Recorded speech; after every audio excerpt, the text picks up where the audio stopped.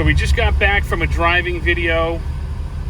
Car's been running for about 45 minutes. Sitting here idling for about 5 minutes. Running at a nice cool temperature. Good oil pressure. Battery's charging. A little low on fuel.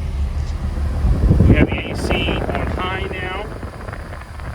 Keeping the cabin real cool. It's about 80 degrees out today. We got nice cold air coming out of the AC system. So if you're in a hot climate, I would not worry. This thing works extremely well, actually surprisingly well. I'm pretty impressed with it.